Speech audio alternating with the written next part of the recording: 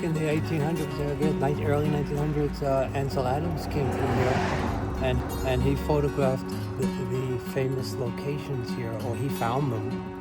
And this is the Oxbow Bend.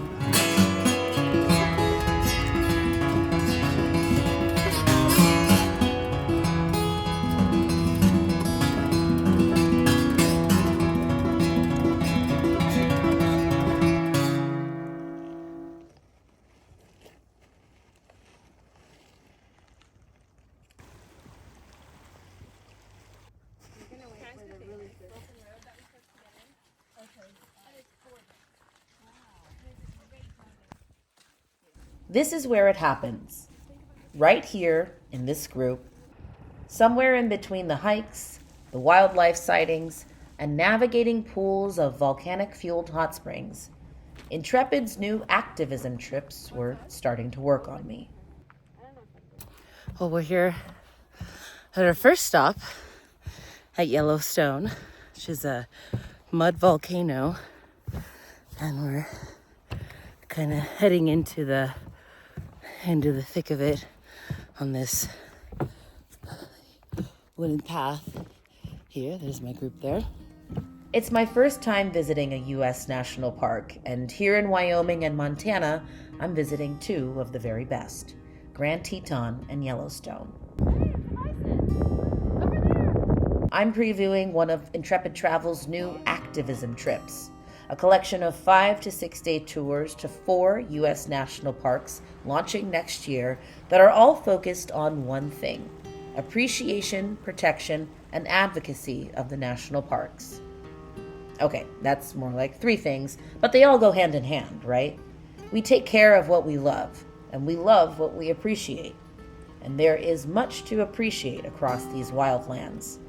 Plenty to protect, too. So, yes. Oh, is it rolling? Yes, we're rolling. God. We're live now. This is Leah Thomas, who you might already know on Instagram as Green Girl Leah. She's an environmental justice author, eco-feminist, and one of the 4 Millennial and Gen Z influencer activists that Intrepid has tapped to host these activism trips alongside an experienced Intrepid guide. Basically, our Intrepid guide Justin here leads us through the parks, while Leah leads us through thoughtful conversations. Like, how can we activate more communities beyond the traditional outdoorsy people, to understand that everybody has a connection to the earth? I think every faith, every race, every culture, every society has a connection to the planet, and I want to be able to remind people, even if it's going to Central Park or if it is going to a national park like Yellowstone or Yosemite, that this is our home. We have a duty to protect it, and I want to help spark environmental education and in a way that feels culturally competent. So that's why I'm here. Just spotting a moose. Oh, look, there he is. We talked about a bunch of stuff in our group. The rise of AI and responsible use of it, the benefits and pitfalls of social media, equitable access to the outdoors, and finding belonging outside. A topic that particularly hits home for me right now at a time when I'm struggling to feel like I belong anywhere at all. Frankly, I've got a lot on my mind these days. Navigating a shitty job market, trying not to go completely broke, hanging on to the life I've been building in New York for the last 7 years, wondering why I have to accept being treated like garbage in exchange for eking out a measly living in this country. Generally, I'm just doing my best to simply stay sane through it all. How am I supposed to protect the parks and advocate for their future when I can barely do the same for my own? But something struck me on this trip. It was our group, and the strangers who became new friends as we shared in this experience together.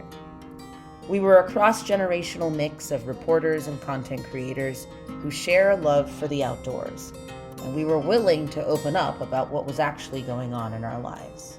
Whether it was struggling with fertility issues, family estrangement, failed relationships, or just generally feeling like life is spiraling out of control. Something about our talks in these moments made me feel a little less alone, like I have the power to save anything, including myself.